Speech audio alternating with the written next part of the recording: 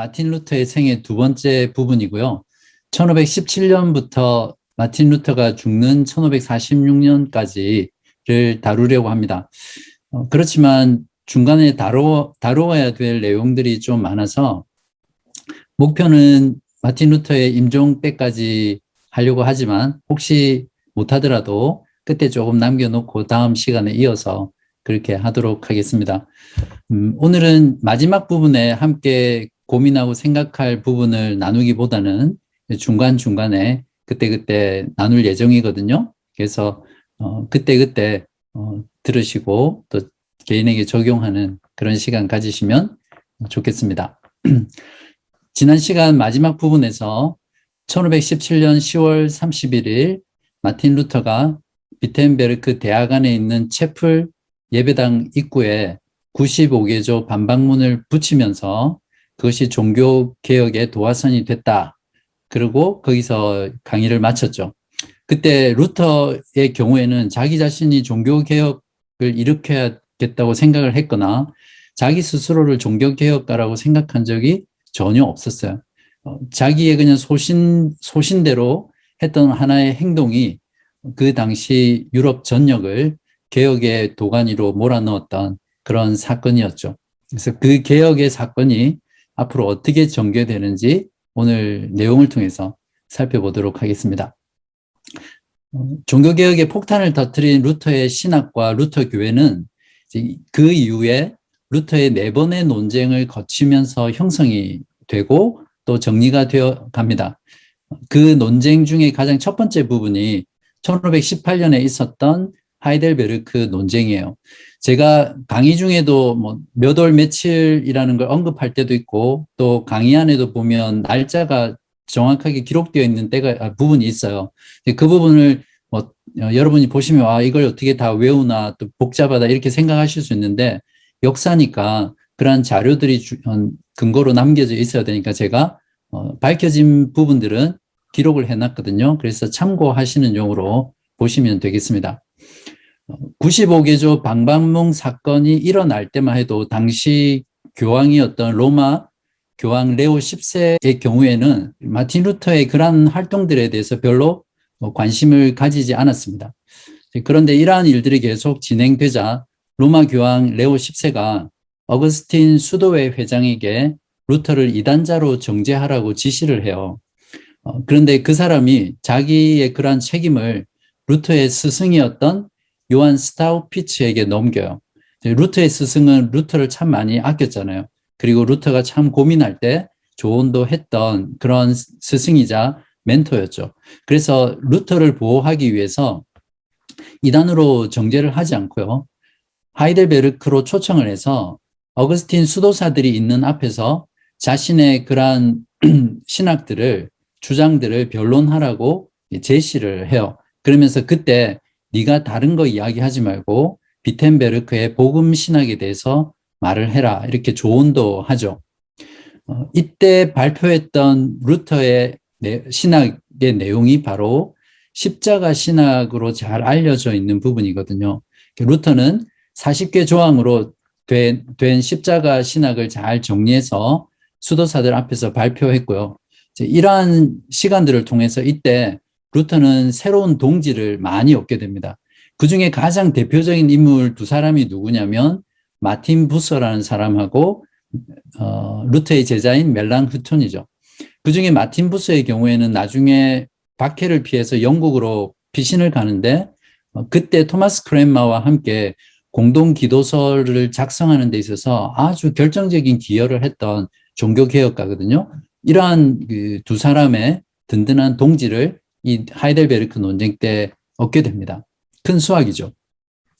여기서 잠깐 다음 논쟁으로 넘어가기 전에 여러분에게 루터의 십자가 신학이 무엇인지 또 루터가 비판했던 영광의 신학이 무엇인지를 함께 살펴보고요.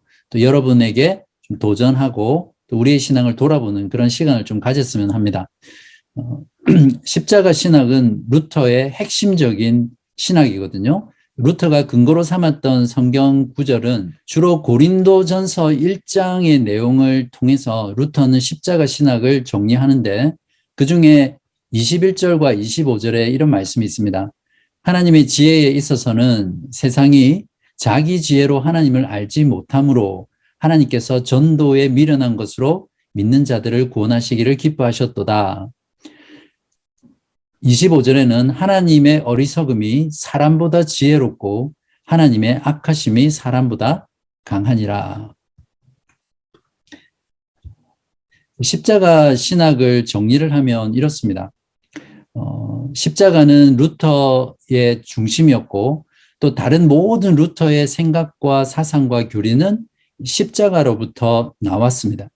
그래서 루터가 점점 확신에 갔던 게 무엇이냐면 십자가에 못 박히신 그리스도가 하나님의 계시의 중심이라는 것이죠. 이 말이 좀 어려울 수 있는데 계시라는 것은 하나님을 어떻게 아느냐라는 부분이잖아요. 그래서 하나님을 아는 것에 있어서 중심은 바로 십자가에 못 박히신 그리스도라는 것을 알아가게 되고 더 강하게 확신하게 되죠. 그러면서 이 십자가 중심의 신학이 루터의 모든 종교개혁 사상을 좌지우지하고 결정하는 센터가 됩니다. 그래서 십자가가 모든 신학의 방법이 되고 십자가를 통해서 학문하고 신학하고 모든 교리들을 살피는 것이 루터에게 이루어졌죠. 그래서 굿 프라이데이가 예수 그리스도께서 십자가에서 돌아가신 날이잖아요. 그것을 성금요일이라고 하는데 루터는 그것을 보고 고통과 죽음만을 볼 수 있는 연약함이지만 이스터 선데이, 즉 예수께서 부활하신 그 주일은 우리가 죄 사함 받고 생명의 원천인 하나님의 능력을 보는 것이다 라고 말을 했습니다. 그래서 모든 신학이란 인간의 지혜로 인해서 왜곡될 수 있기 때문에 반드시 십자가의 빛 안에서 그러한 인간의 신학을 교정해야 된다라고 주장을 했죠. 이러한 십자가 중심의 신학이 준 교리에 대한 큰 영향들이 있는데 제가 아웃라인에다가 A부터 쭉 적어 드린 거 있잖아요. 그 항목에 대해서 조금씩 제가 다룰게요. 먼저 계시에 대한 교리 부분인데 타락 이전의 인간은 하나님을 직접적으로 알 수 있었고 또 그때는 얼굴을 대면해서 볼 수 있었죠. 그러나 타락으로 인해서 인간은 하나님의 뒷모습만 볼 수 있다라고 말하면서 루터는 출애굽기 33장을 여기에다가 설명을 하고 있어요.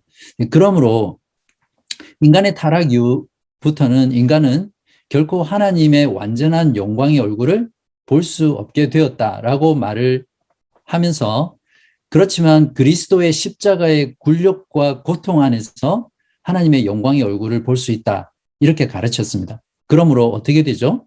우리는 하나님을 보기 위해서 십자가를 통해서 본다는 거죠. 하나님께서는 자신을 십자가에 숨기시고 십자가 안에다가 자기 자신을 계시하셨다. 그래서 구원과 계시는 결코 분리될 수 없는 것이라고 루터가 주장을 했습니다. 결론적으로 하나님께서 진정으로 어떤 분이신지를 알려면, 즉 이걸 조금 다른 말로 하나님의 계시를 우리가 알려면 우리들은 구원의 중심인 십자가를 바라보아야 한다.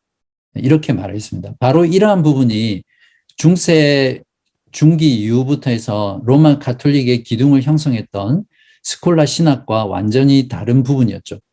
기억나실지 모르겠지만 스콜라 신학을 한마디로 말하면 계시보다 이성이 앞서는 때라고 했죠. 물론 계시가 이성보다 위에 있는 때가 있었죠. 초기에는.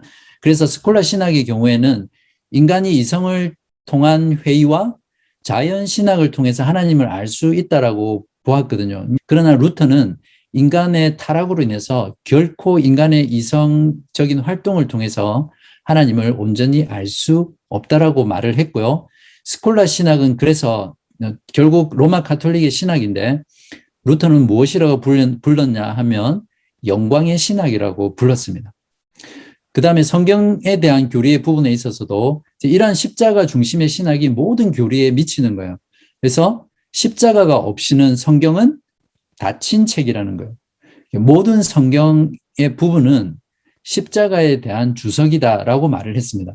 이러한 것 때문에 루터는 사실상 야고보서를 지푸라기 서신이라고 불렀거든요. 그러니까 하찮은 서신, 에스더서의 경우도 마찬가지였습니다. 그래서 루터는 야고보서를 성경 66권의 정경에 넣는 것을 꺼려했죠. 왜 그러냐면 야고보서는 그리스도의 십자가의 속죄에 대한 주제가 중심 주제가 아니잖아요. 믿는 자들의 행위를 강조한 것이었기 때문에 루터는 그러한 야고보서를 보고 십자가 중심의 성경이 아니므로 지푸라기 서신이라고 불렀던 거죠. 세 번째 칭의에 대한 교리인데요. 십자가 안에서 우리는 의롭게 되죠. 그러나 동시에 죄인이죠. 그래서 루터는 십자가 안에서 신자는 의로운 동시에 죄인인 것을 보게 된다라고 말을 하면서 그 이유로 예수님께서 의인인 동시에 죄인이셨잖아요. 인간이 되셔서 우리를 위해 죽으셨죠. 또 하나님이시면서 인간이시고 또 심판을 받으시면서 동시에 심판자이시잖아요. 바로 그것이 십자가의 신학이라는 겁니다. 그래서 한 인간 안에 예수 그리스도를 믿는 신자 안에 이러한 의인님과 동시에 죄인이라는 것이 루터가 가진 인간론이었습니다. 다음으로 믿음에 관해서 또 중요한 이야기를 했는데요. 오직 믿음만이 십자가의 연약함 속에서 하나님의 능력을 본다는 거죠. 보통 오늘날 신자도 마찬가지지만 우리가 십자가를 보면 혐오스러운 거잖아요. 그것이 굉장히 무기력하고 그냥 예수님께서는 십자가에서 힘없이 창에 찔리고 피를 쏟으면서 나약한 모습으로 죽으셨잖아요. 고통받다가. 그래서 믿음이 아니고서는 그 십자가를 드러난 그대로 연약함과 혐오스럽고 무능력한 것으로 볼 수밖에 없는데 믿음은 그 십자가의 연약함 안에서 하나님의 능력을 보게 해준다는 거죠. 그래서 믿음이란 굴욕과 고통 가운데서 영광을 보게 해주는 것이다 라고 말을 했고 이성과 경험으로 볼 수 없는 세상 속에서 믿음은 하나님의 행하심을 보게 해준다라고 믿음에 대한 교리에 말했습니다. 그리고 그리스도인의 삶에 대한 교리의 부분에서는 특히 승리주의라는 말을 사용했거든요. 그래서 그 당시 시대에 그리스도인의 삶은 승리주의라고 강력하게 비판했습니다. 왜냐하면 그리스도를 따른다는 것은 그리스도와 함께 죽어가는 것이기 때문이죠. 그래서 루터는 고난과 영적인 위기를 그리스도인의 존재의 본질, 그리스도인을 그리스도인답게 하는 특징이라고 말을 했습니다. 그래서 진정한 그리스도인이란 세상으로부터 분리되는 것이 아니라 세상 속에서 세상에 의해 고난받는 자들이라고 규정을 했습니다. 그러므로 신자가 당하는 환난과 고통은 하나님께서 신자를 향해서 하나님의 목적을 던져버린 것이 아니라 하나님의 목적을 이루기 위한 수단이라는 것을 가르쳤고요. 바로 그때 오직 믿음만이 신자의 환난과 고통을 신자에게 있어서 신자의 선을 위한 것으로 보게 해준다라고 말을 했습니다. 세상은 하나님을 인간이 원하는 대로 일이 잘 풀려갈 때 그때 느끼는 그런 하나님, 즉 승리하게 하시는 하나님만으로 보잖아요. 루터는 이러한 하나님에 대한 관점을 또 신앙을 영광의 신학이라고 불렀고요. 영광의 신학이란 그리스도인들이야말로 고통 안에서 복을 받는다라는 중요한 부분을 놓치고 있는 것이다라고 잘 지적을 했습니다. 윤리에 있어서도 동일하게 적용되고요. 또 교회에 있어서도 이 십자가 신학이 큰 영향을 미칩니다. 그 부분은 넘어갈게요. 그 다음에 성례에 대한 부분인데 성례란 하나님이 제정하신 거룩한 예식을 말하는데 우리들 같은 경우에는 세례와 성찬 두 가지만 있다고 주장하지만 로마 가톨릭 같은 경우는 7가지 성례가 있다라고 전에 말씀을 드렸죠. 그래서 루터의 경우에는 이 십자가 신학으로 인해서 성례를 어떻게 보았냐면 그리스도의 몸과 피와 성령의 중생케 하는 것이 성찬식 때 그 빵과 와인, 자 이거는 한번 주목해서 들어보십시오. 되게 유명한 내용인데요. 성찬식 때 사용하는 빵과 와인 안에 예수 그리스도께서 실제로 임재하신다라고 믿고 있는데, 그때 어떤 표현을 쓰냐면 빵과 와인 안에 함께 아래에 있다라고 그렇게 말을 합니다. 즉 성찬식 때 빵과 와인을 우리가 먹고 마시잖아요. 그때 그리스도의 몸과 피와 성령의 중생케 하는 것이 바로 그 빵과 와인 안에 in, 함께 with, 아래, under 이렇게 존재한다는 겁니다. 그래서 이걸 조금 어려운 말이긴 한데 공제설이다 이렇게 불러요. 이것이 나의 몸과 피다라고 예수님께서 말씀하셨을 때 바로 그리스도의 몸과 피가 빵과 와인 안에 함께 아래에 있다 해서 함께 임재한다라고 해서 공제설이라고 부릅니다. 영어로는 좀 어려운 단어인데 consubstantiation 이렇게 부릅니다. 로마 가톨릭은 화채설을 주장한다고 했죠. 그러니까 빵과 와인이 우리가 먹고 마실 때 실제 그리스도의 몸과 피로 변화된다라는 주장이고, 칼빈의 경우에는 다음에 할게요. 쯔빙글리도 또 다르게 말을 했는데 그건 좀 뒤에서 하겠습니다. 아무튼 십자가의 신학은 이러한 부분에 영향을 미치고, 마지막으로 설교에 관한 교리에 있어서도 십자가 신학을 통해서 이렇게 말을 했습니다. 설교란 오직 한 가지, 즉 예수 그리스도와 그분이 십자가에 못 박히신 것에 관해서만 전해야 한다라고 가르쳤습니다. 고린도전서 1장을 통해서 이러한 십자가 신학을 루터가 형성을 하게 되죠. 루터의 십자가 신학이 왜 중요하냐면 루터의 종교개혁의 많은 일들 가운데 가장 중요한 기여로 인정을 받고 있습니다. 보통 사람들은 루터의 오직 믿음으로만 의롭게 된다는 이신칭의 교리가 워낙 유명하고 워낙 강하기 때문에 루터의 십자가 신학을 잘 몰라요. 그렇지만 실제로는 루터의 십자가의 신학이야말로 루터가 하나님을 발견한 최초이면서 최고의 장소였다라는 것을 루터를 공부하면서 알게 됩니다.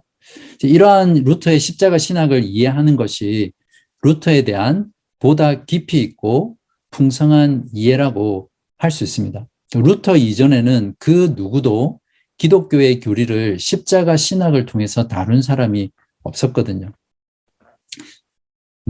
오늘날 교회와 신자들의 신앙을 이 십자가의 신학과 비추어서 한번 살펴보면 한국 교회를 포함해서 미국의 신학도 마찬가지고요. 오늘날 현대 교회의 신학은 정확하게 영광의 신학이라고 말을 할 수 있습니다. 당시 로마 가톨릭이 가졌던 그러한 영광의 신학이 옷을 바꿔 입은 것이라고 보시면 됩니다. 십자가 없는 부활만 강조하잖아요. 어떤 고난 없는 승리주의를 강조하고요. 또 그리스도와 함께 영광을 받기 위해서 고난을 받는 것을 강조하지 않습니다. 교회의 성도들은 말할 것도 없고 말씀을 전하는 많은 설교자들도 이러한 고난받는 그리스도인, 고난받는 기독교에 대해서 잘 설교하지 않죠. 또한 현세의 삶이 너무 좋은데 죽어서, 즉 내세에서도 복을 받고 영원히 살고 싶은 것을 강조하는 이런 신앙들, 또 그런 추구들, 또는 현세에서 너무 살기 힘드니까 죽어서라도 내세에서라도 복을 누리면서 좋은 곳에 살고 싶다. 이런 목적으로 기독교를 믿는 것 자체가 영광의 신학과 전혀 다르지 않습니다. 또한 번영신학 역시 영광의 신학인데요. 예수를 잘 믿으면 종교 생활을 열심히 하고 헌금도 잘 내고 사역도 열심히 하고 선교도 열심히 하면, 물론 그것을 하지 말아야 된다는 말씀을 드리는 건 아니죠. 그러나 이러한 동기로 그걸 열심히 해서 예수님께, 하나님께 복을 받기 위해서 그걸 하는 것이 바로 번영신학이죠. 그렇게 열심히 신앙생활을 하면 건강하고 장수하고 사업도 잘 되고 자녀 공부 잘하고 결혼 잘하고 취직 잘하는 이러한 신학이 바로 번영신학이고 또 영광의 신학이죠. 그래서 내 영혼이 잘 되면 범사의 모든 것이 잘 된다. 그래서 이 영혼을 강조하는 거예요. 범사에 잘 되기 위해서. 이러한 모든 것들이 뭐 겉으로 드러나지는 않는다 하더라도 오늘날 한국 교회 안에 너무나 깊이 뿌리 박혀 있어요. 그다음에 또 하나 영광의 신학의 옷은 무엇이냐면 고지론이라는 거 들어보셨죠? 특히 한국에 보면 메시지가 그래요. 크리스찬이 잘 돼야 또 성공하고 높은 지위에 올라가야 그걸 보고 세상 사람들이 예수를 믿는다는 거죠. 그래서 그리스도인은 반드시 성공해야 된다. 그러면서 청년들을 얼마나 동기부여하고 자극하는지 몰라요. 그러한 고지론은 철저하게 비성경적이고 영광의 신학이라고 분명히 말을 할 수 있습니다. 그 외에도 현세주의라든지 세속주의, 물량주의, 또 오늘날 교회 안에 너무나 팽배해 있는 실용주의에 대해서는 다음에 근대 교회 할 때 다룰 수 있으면 다루겠습니다. 그리고 심리학에 물들어서 심리학을 가지고 어떤 교인들을 움직여가는 그런 부분들. 이제 그런 현상들과 함께 신비주의라든지 자기 체험을 추구하는 이러한 모든 것들은 결국 마틴 루터가 로마 가톨릭의 신학과 함께 영광의 신학이라고 비판했던 그 카테고리 안에 들어갑니다. 말 그대로 중세 로마 가톨릭이 십자가 없는 영광만을 누렸던 것처럼 오늘날 신자들이 그러한 모습으로 신앙생활을 하고 있는 것들을 우리가 돌아볼 수 있습니다. 그래서 오늘 저는 여러분에게 도전하고 싶은 것은 깊이 있게 공부하지는 못했지만 루터의 이러한 십자가 신앙을 통해서 나의 신앙을 점검할 수 있는 시간이 되기를 바랍니다. 나는 정말 영광의 신학을 가지고 지금까지 신앙생활을 해오지는 않았나. 고난받는 것을 피하고 그리스도와 함께 영광 받는 것에만 더 관심을 가지고 그것을 추구하면서 살지는 않았나.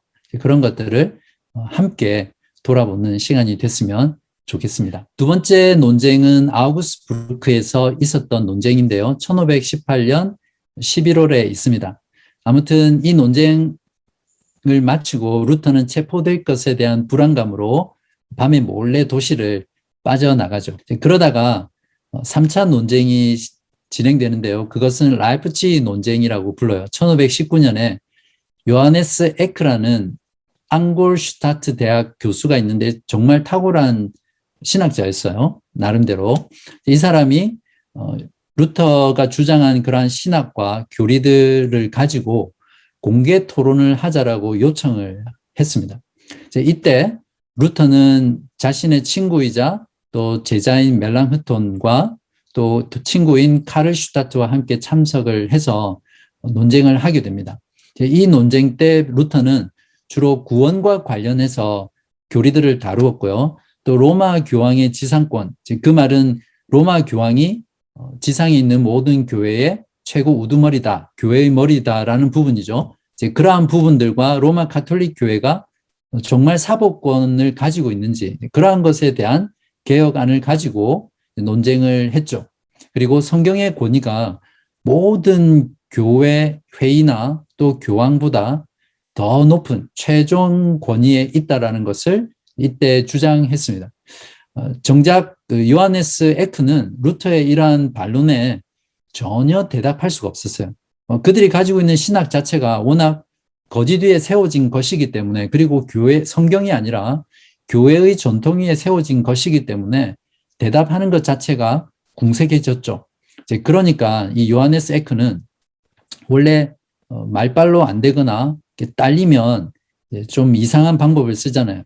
그래서 루터의 견해가 100년 전에 있었던 얀 후스와 너무 비슷하다라고 주장하면서 루터를 이단으로 몰아가기 시작했고 결국 이단으로 정죄를 하게 됩니다.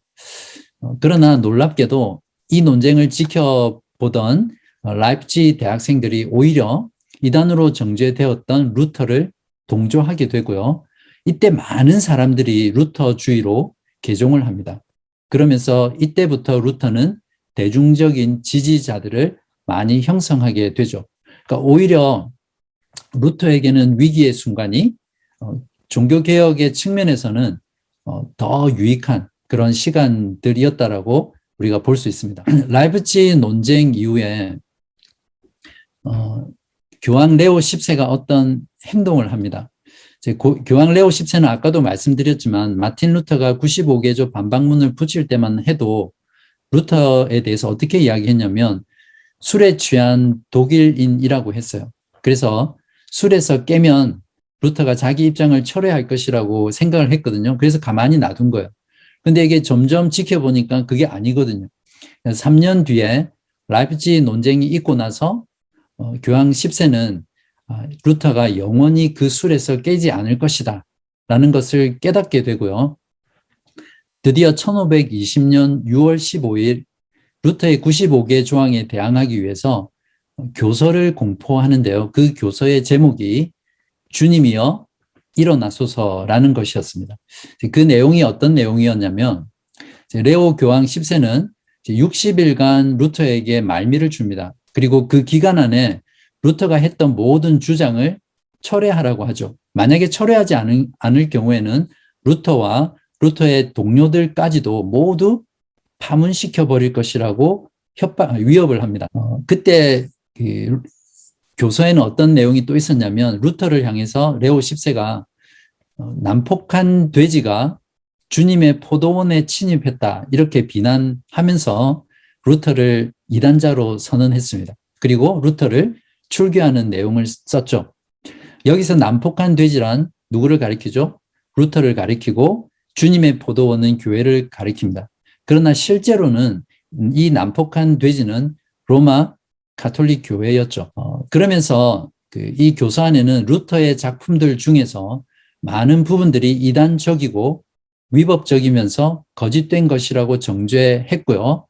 루터의 모든 저서를 불태우라고 명령하는 내용이 그 안에 들어 있었습니다. 이제 이러한 사건 이후에 논쟁이 계속 불붙게 되고요.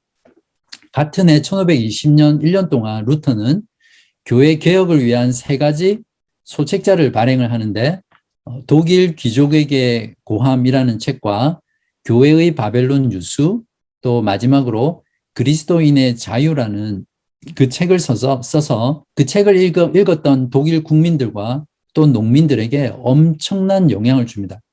오늘날로 치면 어떤 책은 아니고요. 소논문 같은 건데 팜플렛에다가 중요한 로마 가톨릭의 잘못된 교리라든지 또 개혁 사상에 대한 부분들을 인쇄를 해서 출간을 한 거죠. 루터는 자신의 모든 저서들이 로마 가톨릭에 의해서 불에 타는 걸 보고 가만히 있지는 않았습니다. 그래서 루터는 이에 대한 대응으로 학생들과 함께 교황이 내렸던 파문장 그리고 교황의 법령, 로마 교회의 법전과 스콜라 서적들을 불태우는 화형식을 12월 10일에 비텐베르크 성문에서 거행을 하죠.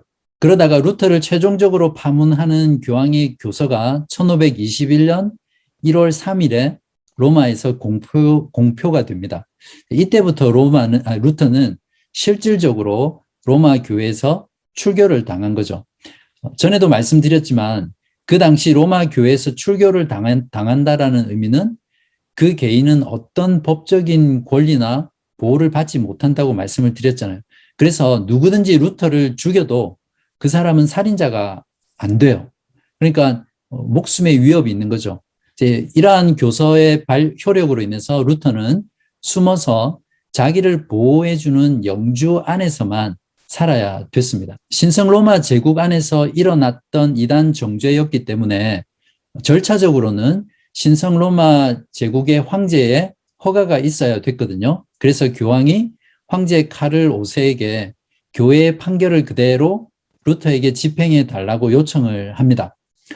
이것에 대해서 카를의 경우에 루터를 그냥 바로 집행하지 않고 보름스 제국회의에 출두해서 자신을 변론하라고 요청을 하는 거죠. 어떤 면에서 보면 기회를 한 번 더 주는 겁니다.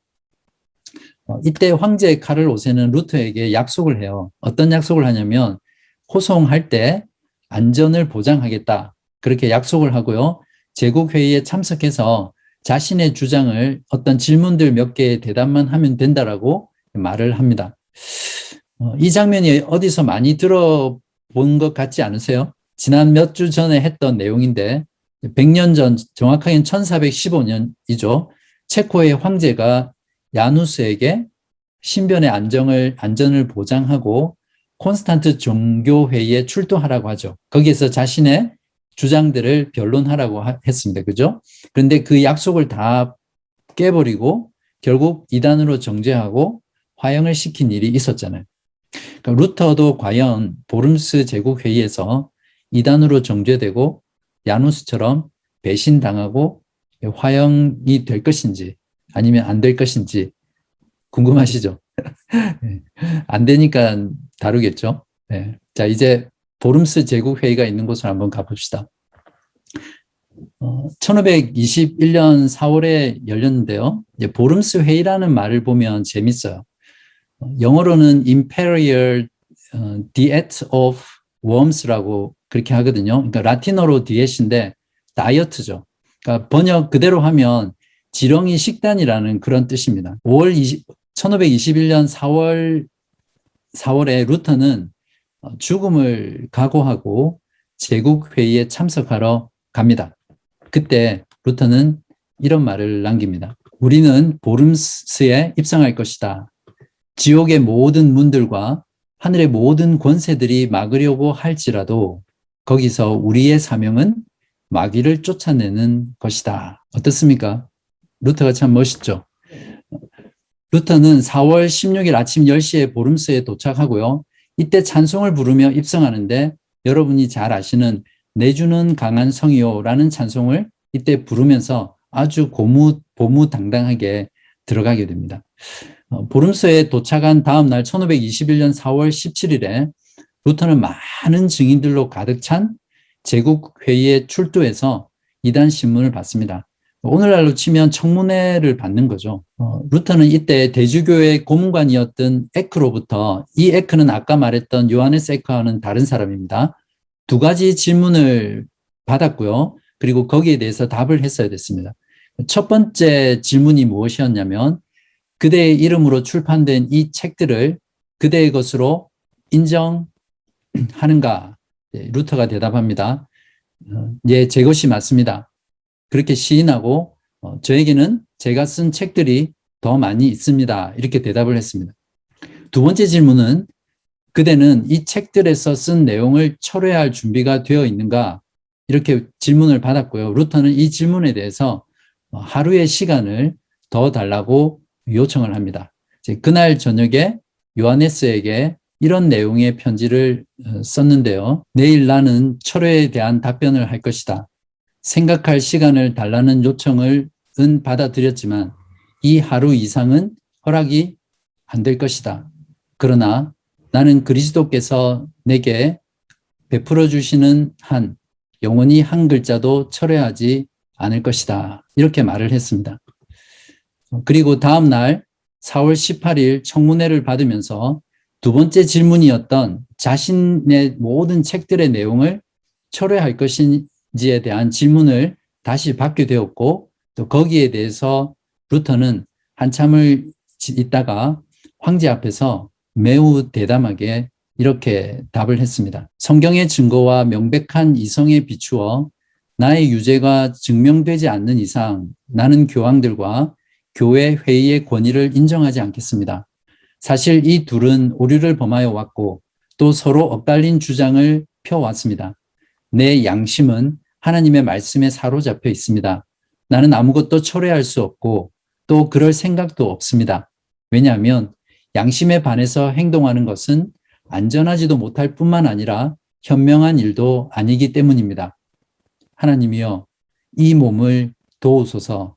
아멘. 권력자들과 고위 성직자들 앞에서 한 개인이 신문을 받으면서 양심의 자유를 선포한 이 루터의 모습은 독일 국민에게 깊은 인상을 남겼고요. 또 역사적인 사건이 되었습니다.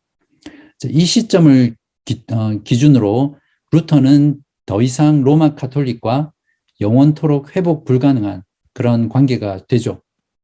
이러한 이단 정죄 후에 선제후 프리드리라는 사람은 루터를 구원하기 위해서 황제에게 호의를 베풀어 달라고 간청을 해요. 그러나 이 간청이 받아들여지지 않고 황제에 의해서 루터를 이단으로 정죄하는 칙령을 발표합니다. 이제 루터의 목숨은 위태롭게 되었고요.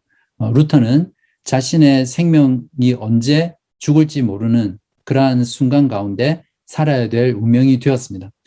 하지만 카를 5세의 경우에는 야누스 때와는 다르게 위단으로 정죄했지만 그래도 안전하게 돌아갈 수 있도록 안전 통행증을 제시했다라고 말하고 있습니다. 보름스 회의에서 지렁이 식단에서 2단으로 정죄되고 집으로 돌아가야 되잖아요. 그래서 비텐베르크가 있는 집으로 돌아가는 길에 5명의 병사가 루터가 탄 마차를 습격합니다. 이때 이 병사들은 루터의 눈을 가리고 어느 버려진 성인 바르트부르크 성으로 끌고 가요.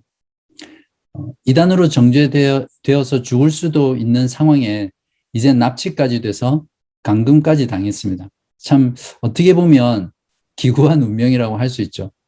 이 장면은 영화의 한 장면 같죠. 테러범들이 주로 납치하면 눈을 가리고 아무도 찾지 못하는 곳에 끌고 가잖아요. 가서 눈에 묶었던 걸 풀어주고 그런 장면이 많이 나오는데 루터도 비슷한 것 같아요. 루터의 목숨은 정말 어떻게 될까요?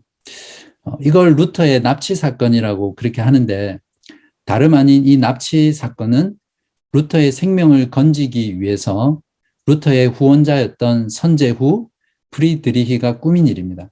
그렇게 납치해 가서 은밀한 곳에 숨겨 놓는 거죠. 피신시켜 준 거죠. 그래서 루터의 생명을 보존했던 겁니다. 이때 루터는 10개월 동안 이 성 안에서 숨어 지내게 되고요. 그 과정에서 외로움과 좌절과 우울증으로 심한 고통을 당했다고 합니다. 한번 생각해 보십시오. 루터와 같이 거의 뭐 천재적인 재능과 또 능력을 가진 사람이 또 자신으로 인해서 독일의 종교개혁에 큰 일들을 하고 있는 그 과정 가운데서 10개월 동안 아무것도 못하고 무기력하게 갇혀 지낸다는 것 자체가 루터에게는 너무나 힘든 일이었죠. 그렇지만 이 기간에 루터는 헬라어 신약 성경을 독일어로 번역을 합니다. 1522년 9월에 완성하게 되는데요. 나중에 멜랑흐톤과 그의 동료들의 도움으로 1534년에 신구약 전편을 독일어 성경으로 출간을 하게 되는데 이때 신약 성경의 경우에 9월 달에 출간했다고 해서 9월의 성경이라고 부르고요. 또는 루터의 성경이라고 부릅니다. 이것이 독일 문학 최초의 작품입니다. 이 성경 같은 경우에는 존 위클리프의 경우에는 라틴어 성경인 불가타어에서 번역했잖아요. 근데 루터 같은 경우에는 신약 성경 원어, 즉 헬라어에서 독일어로 번역을 한 성경이니까 정말 대단한 거죠. 그리고 이 10개월 동안 갇혀 있으면서 12권의 주옥 같은 책들을 저술을 합니다. 제가 아는 목회자들과 또 아는 분들 중에 루터처럼 하나님께서 강권적으로 아무것도 못하게 가둬버리는 그런 경우들이 있었습니다. 물론 저도 뭐 루터처럼 이렇게 끌려가서 갇힌 건 아니지만 제 인생에 또 이런 어둠의 터널을 지났던 때가 있었거든요. 이제 그때 오랜 외로움이라든지 무기력이라든지 고뇌의 시간들을 보내면서 하나님께서는 그러한 시간들을 통해서 하나님께서 사용하실 사람들을 연단해 가는 거죠. 그러한 기간에는 질병이라든지 또 우울증이라든지 또 사역지를 찾지 못한다든지 또 어떤 일을 할 수 없는 그런 상황으로 인해서 어쩔 수 없이 아무것도 하지 않는 그런 시간들이 있어요. 그러니까 하나님은 그러한 시간들을 통해서 연단하시고 또 준비하시는 거죠. 십자가의 신학을 우리가 기억한다면 우리가 인생 가운데 만나게 되는 그런 시간들 때마다 우리에게 큰 위로와 용기를 주는 것 같습니다. 어떻게 보면 지금 우리가 당한 상황이 비슷한 것 같아요. 코로나로 인해서 침체되기도 하고 무기력해지고 또 모든 것이 제한적이잖아요. 그 가운데 뭐 우리 교회에도 그런 분들이 있으리라고 생각하는데 실직을 한다든지 실업을 당한다든지 또는 경제적인 어려움들 또 그러한 것들로 인해서 관계가 어려워지는 이런 일들이 있을 거예요. 이러한 시간들을 우리가 어떻게 바라볼 수 있냐면 이런 루터의 생애들을 보면서 하나님께서 지금 나를 또는 우리들을, 우리 교회를 준비시키는 기간이구나. 연단하는 기간이구나. 이제 이렇게 바라볼 수 있어야 되겠고요. 또 고난이 축복이 되는 그런 기간이다. 이렇게 생각할 수 있겠습니다. 그래서 개인적으로 다 동의하지는 않지만 워낙 글을 잘 쓰시는 분이니까 C.S. 루이스가 그렇게 말했죠. 고통이란 하나님의 메가폰이다. 루터가 10개월 동안 그런 고통 가운데 지내면서 위대한 일들을 했던 것들을 돌아보면서 고통이 십자가의 신학처럼 얼마나 영광을 얻기 전에 우리가 지나가야 될 모습인가, 그런 것들을 준비하면서 생각을 해보게 되었습니다. 루터가 10개월 동안 비텐베르크에 부재했었잖아요. 이제 그때 비텐베르크에서는 나름대로 종교개혁이 계속해서 진행이 됐습니다. 그러니까 멜랑흐톤을 통해서 이 사람이 정말 탁월한 신학자고 석학이었거든요.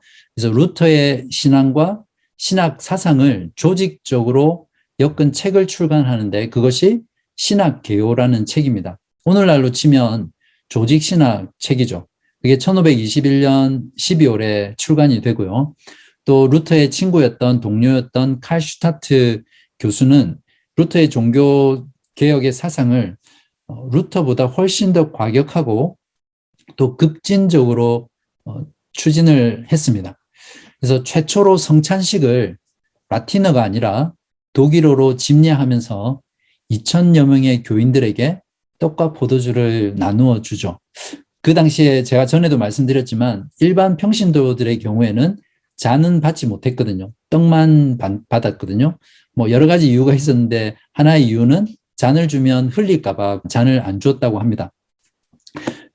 아무튼 이제 그러한 급진적인 개혁이 비텐베르크에 진행됐을 때 어떤 예언자들의 무리에 의해서 대중들이 충동을 받아요.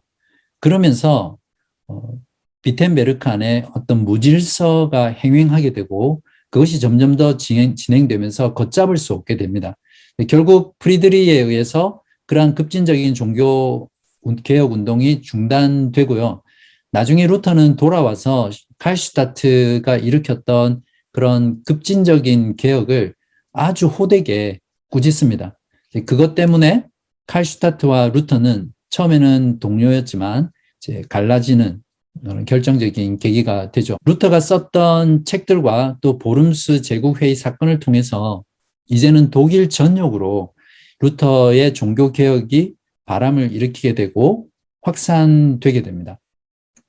이런 것들을 보면 결국 루터 한 개인에게 일어났던 사건들이 궁극적으로는 하나님이 루터를 통해서 종교개혁의 불씨를 유럽 전역으로 확산시키고자 했던 뜻과 섭리라고 우리는 분명히 이해할 수 있을 것입니다. 보름스 칙령의 결과는 루터가 이단으로 정죄됐고 그 종교개혁 사상이 더 이상 활동하지 못하게 정죄됐잖아요.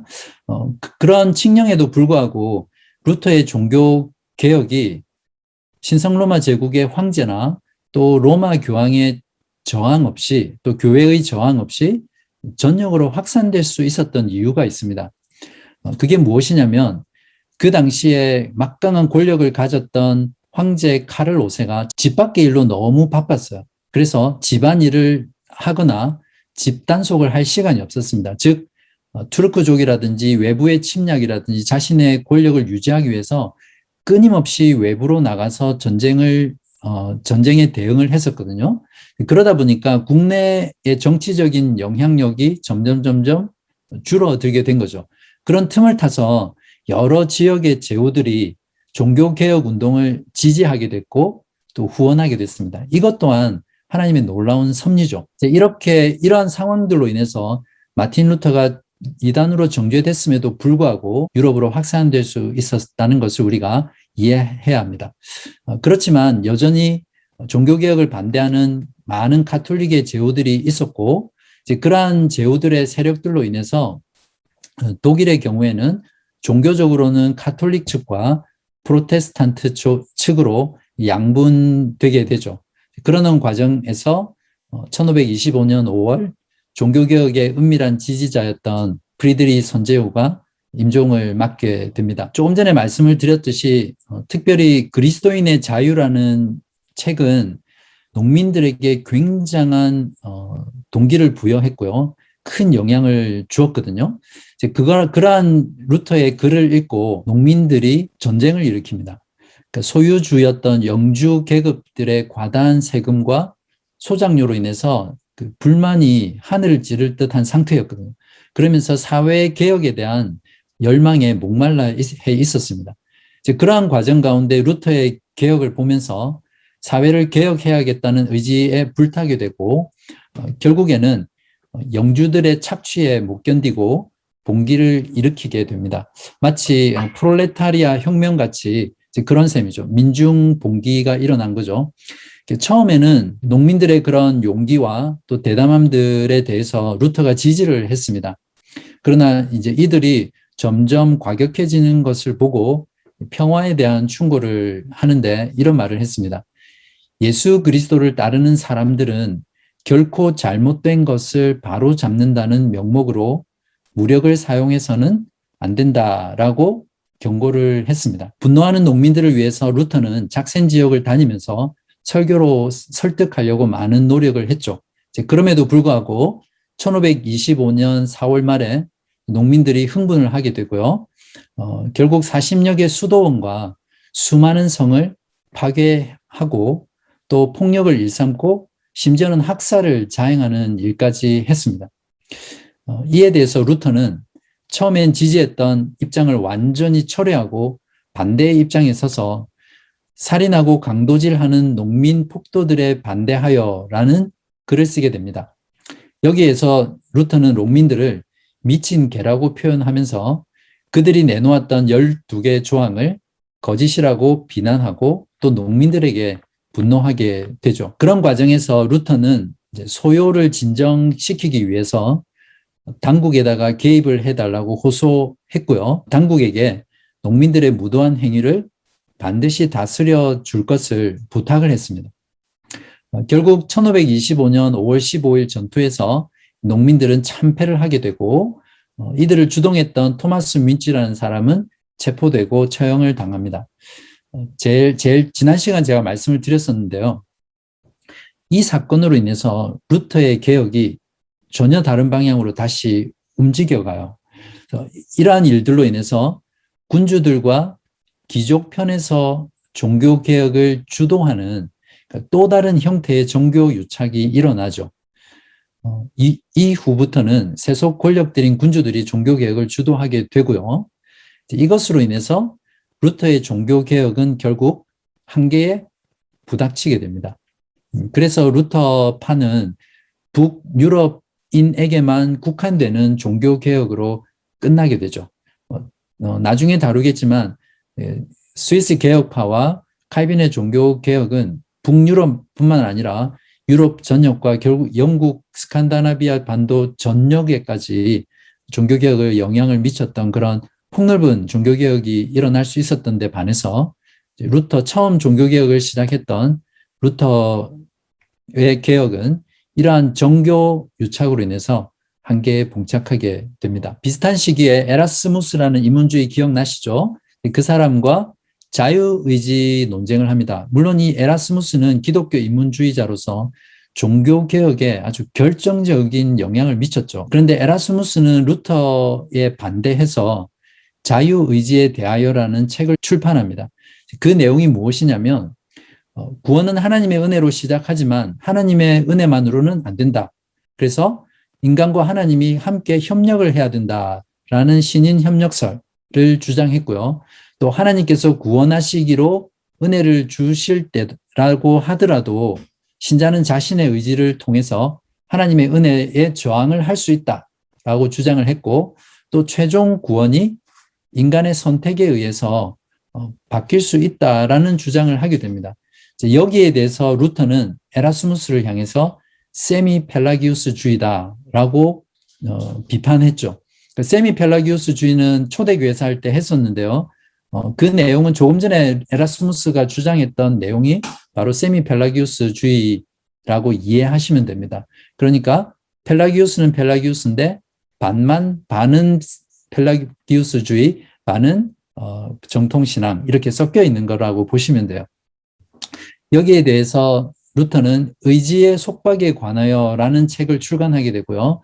거기에서 자유의지란 죄에 속박된 노예의 의지만 있다. 그러니까 실제로는 의지가 없는 거죠. 그러니까 노예의 의지니까 그러한 것들을 주장했고, 하나님께서 구원하시기로 작정하시고 은혜를 베푸시면 인간은 저항할 수 없다라고 하는 불가항력적인 은혜를 말했고, 이러한 신학들은, 이러한 교리들은 어거스틴의 신학을 그대로 가져온 거죠.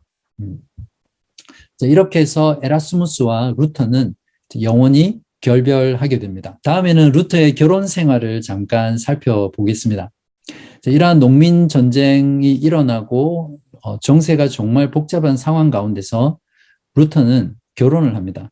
웬 결혼, 이런 생각을 하시게 될 텐데, 1525년 6월 13일에 시토 수녀원 출신의 카타리나 폰 보라와 결혼을 합니다. 이때 루터의 나이가 46세고요. 보라의 나이는 몇 살일까요? 26세였습니다. 농민 정쟁 시에 수녀원들을 약탈했다고 말씀드렸잖아요. 이때 루터의 종교개혁 사상에 깊은 감동을 받았던 12명의 수녀들이 탈출을 하는데, 그중에 그런 과정 중에 레오나르도 콥이라는 사람이 빈 술통에다가 이 수녀들을 숨겨서 탈출시켰다라고 그런 이야기가 전해지고 있습니다. 그래서 8명은 결혼을 했고요. 3명은 자기 고향으로 돌아갔고, 마지막 1명 남은 여자가 카타리나였습니다. 그래서 루터는 마지막 남은 그녀를 다른 남자들에게 소개를 시켜줬어요. 그런데 이 폰 보라는 그런 모든 남자들을 다 거부하고 루터가 아니면 결혼하지 않겠다라고 고집을 했습니다. 그러니까 청혼을 먼저 한 거죠. 그러니까 여자가 사랑 고백을 먼저 한 겁니다. 그래서 루터가 처음에는 거절하다가 나중에 허락을 하고 결혼을 하기로 결정을 합니다. 그때 루터가 결혼을 하겠다고 하니까 주변에 있는 루터의 동료들이 정말 쌍심지를 켜고 반대를 했거든요. 그 이유가 참 아이러니하면서 재밌는데요. 루터가 결혼을 하면 마귀가 웃는데요. 그리고 그동안 루터가 이루어 놓았던 개혁의 일들이 다 헛수고로 돌아갈 것이라고 하면서 걱정을 한 거죠. 참 아이러니하게도 루터와 함께 개혁운동을 했던 그 동료들조차 여전히 이런 생각을 했다는 것을 보면 개혁이 아직도 미완의 상태였다는 것을 알 수 있고, 종교개혁은 한 번에 이루어진 것이 아니라 시간을 통해서 점점 발전해 간다는 것을 또한 알 수 있죠. 이때 루터는 종교개혁과 함께 복음이 전파됨으로 인해서 사탄이 마지막 공격을 하고 있는 것이다, 이렇게 생각을 했습니다. 농민 전쟁의 경우에도 복음이라는 귀한 것을 사탄이 왜곡시켜서 독재 체제로 꾸려는 공격으로 보았던 거죠. 그래서 그 당시에 사람들도 마찬가지였고 루터도 그렇게 생각을 했었는데, 루터가 살던 그 때를 종말로 보았습니다. 그래서 주님께서 오시면 인간은 하나님이 살라고 하신 자신의 자리를 지키고 있어야 된다, 이렇게 생각을 했거든요. 그렇기 때문에 결혼을 하는 것이 원수 마귀를 대적하는 하나의 방법이다, 이렇게 친구들에게, 동료들에게 말을 했습니다. 그리고 자신의 결혼에 대해서 이렇게 말을 했습니다. 나는 내 결혼식으로 천사들을 웃게 하고 마귀들을 울게 했다. 이 글을 보면 상상이 되시죠? 천사들이 루터의 결혼식을 바라보면서 미소 짓는 것 같고, 마귀는 땅을 치면서 통곡하는 이런 모습이 여러분 머리에 그려지세요? 저는 그려지는데, 카타리나의 경우에는 귀족 출신의 여인이었습니다. 루터는 자신의 후원자인 선제후 프리드리히가 줬던 비텐베르크에 있는 어거스틴 수도원을 자신의 아내에게 맡기고 관리하라고 하거든요. 그래서 카타리나는 루터가 글을 쓰고 가르치고 목회에 전념할 수 있도록 새벽부터 일어나서 밭과 과수원과 가축들을 직접 키우고 잘 관리했었고요. 루터의 많은 손님들, 학생들, 그리고 대학 교수들, 동료들을 정말 잘 대접했다고 합니다. 그리고 마지막에 루터의 건강이 나빠질 때 곁에서 지극정성으로 루터를 간호했습니다. 그래서 루터는 자신의 아내를 가리켜서 뭐라고 했는지 아세요? 비텐베르크의 새벽별 이렇게 불렀습니다. 제가 이 부분을 강의안을 만들면서 옆에 있던 아내에게 뜬금없이 아내 보고 이렇게 말을 했거든요. 놀스록스의 새벽별. 되게 황당한 표정을 짓더라고요. 그 뒤에 물론 루터의 아내에 대해서 이야기를 해줬죠. 그걸 다 듣고 나더니 아내가 루터가 그런 아내를 만나게 된 것도 하나님의 섭리와 은혜가 아니냐 이렇게 말을 하더라고요. 그래서 참 대견한 말을 했다 그렇게 생각을 했습니다. 정말 위대한 종교개혁가에 걸맞는 위대한 아내를 하나님께서 허락하신 거라고 생각합니다. 루터는 카타리나 사이에서 6명의 자녀를 뒀고요. 아들 셋, 딸 셋, 그중에 딸 둘은 어렸을 때 죽었습니다. 그러나 루터는 매우 행복한 결혼 생활을 영위했고요.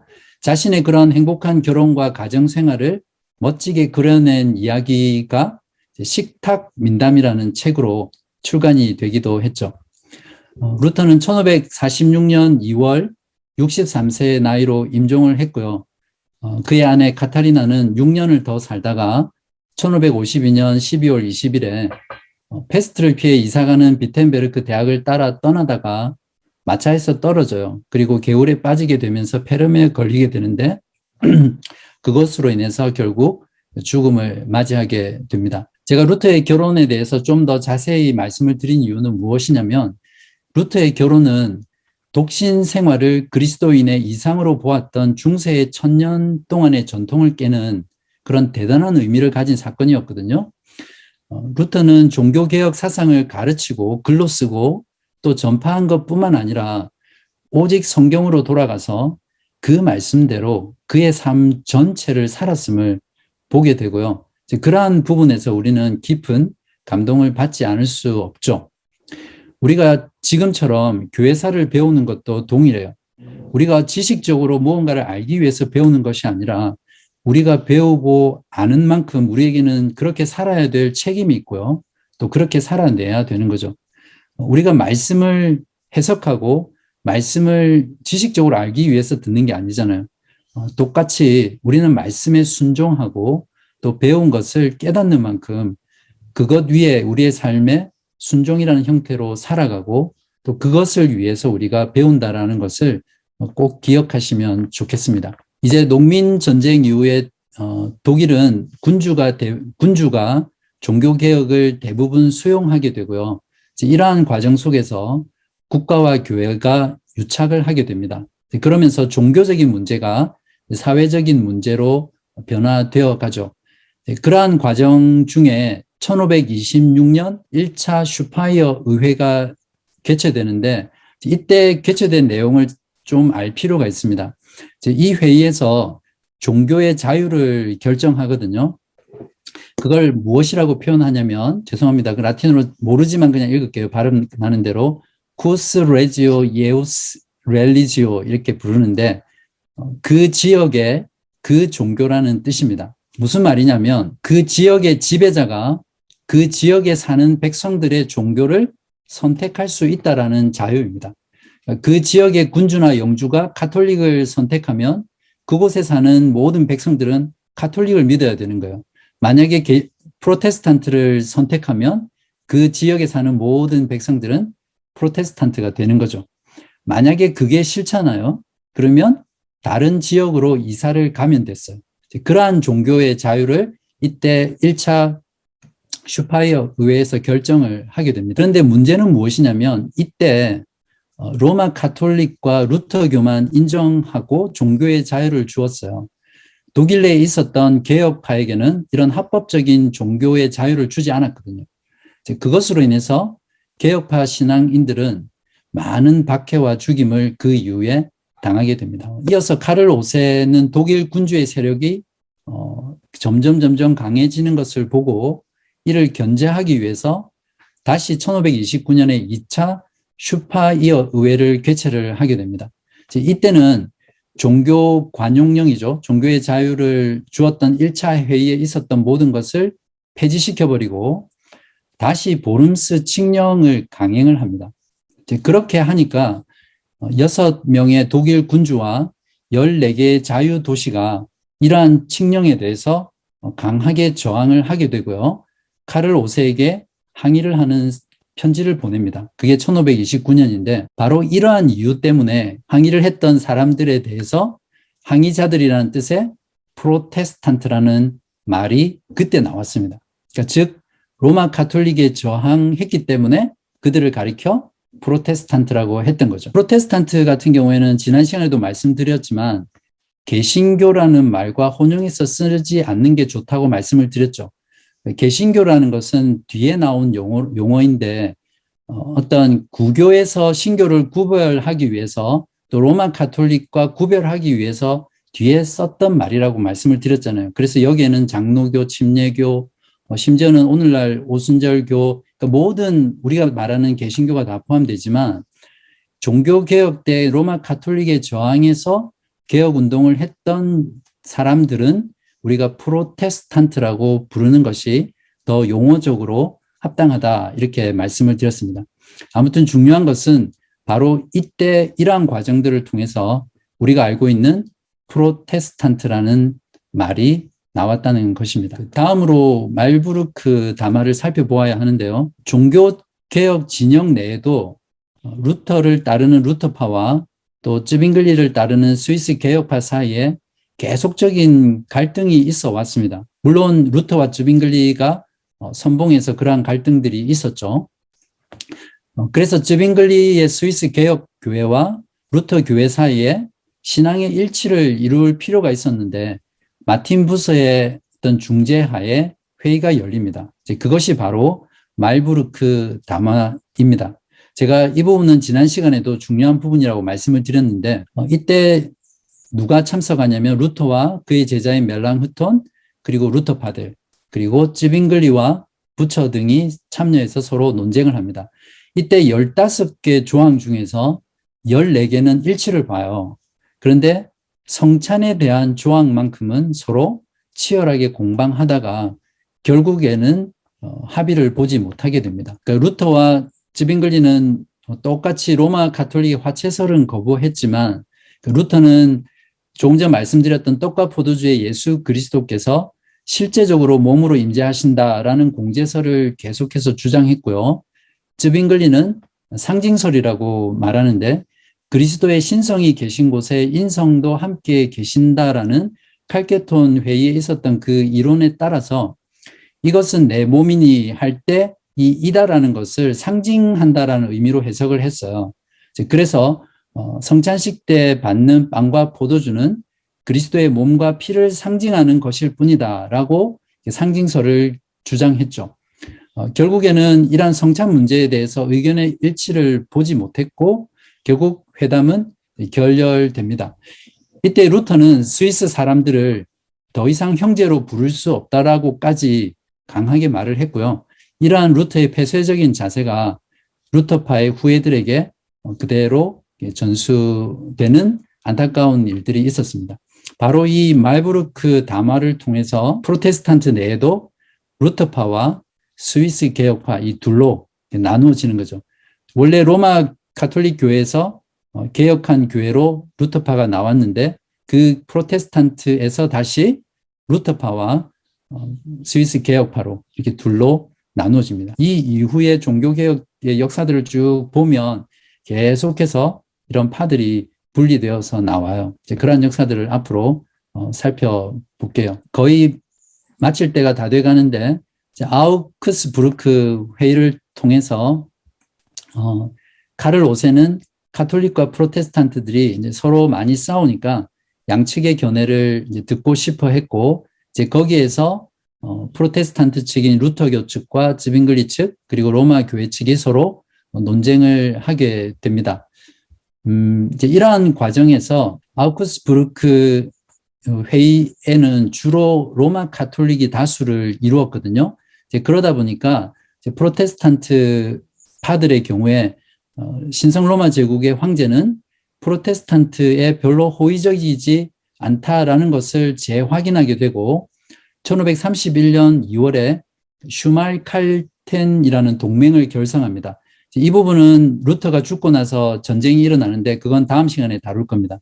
아무튼 로마 가톨릭에 호의적이지 않은 그 황제에 대응해서 프로테스탄트 간에 맺었던 동맹이 슈말칼텐 동맹이다라는 것을 이해하시고요. 결국 루터가 죽고 나서 루터는 전쟁이 일어나기를 원하지 않았지만 프로테스탄트와 로마 가톨릭 간에 슈말칼텐이라는 전쟁이 결국에는 일어나게 됩니다. 이 부분은 이제 다음 시간에 다루도록 하겠습니다. 이제 마지막으로 루터의 임종의 순간들을 살펴보고 오늘 루터의 생애 두 번째를 마치려고 합니다. 1546년 2월 18일 63세의 나이로 루터는 자신이 출생했던 아이스레벤에서 임종을 맞이하거든요. 그때 루터가 마지막에 했던 말입니다. 내 병이 점점 악화되니 이제 내 영을 주님께 맡기려 합니다. 누가복음 2장 29절의 시몬의 말과 함께 루터는 병상 곁에 둘러서 있는 사람들에게 이렇게 말을 했습니다. 나는 이제 평안과 기쁨 가운데 떠나려 합니다. 아멘. 루터는 세 번에 걸쳐서 시편 31편 6절 말씀을 되풀이하여 말한 후에 이윽고 조용해졌다. 예수 그리스도를 믿는 믿음 안에서 죽고 그리스도의 이름으로 고백했던 모든 교리를 여전히 신봉하기를 원하느냐는 질문에 루터는 작은 목소리로 그렇다고 증언했다. 잠시 시간이 흐른 뒤인 새벽 2시 45분 루터는 그의 마지막 호흡을 하고는 그가 태어난 곳에서 그저 수백 미터 떨어진 곳에서 세상을 떠났다. 루터는 자신의 마지막이 가까움을 알고 아내 카타리나에게 이렇게 말을 했습니다. 하나님께서 한 명의 박사 루터가 죽는다 해도 10명의 박사 루터를 공급하실 것이기 때문에 걱정할 필요가 없소. 나의 사랑하는 아내 카타리나 루터 박사의 아내 비텐베르크의 돼지 상인이며 내가 가장 존경하는 부인 내 손과 발이여 내 걱정을 하지 마세요.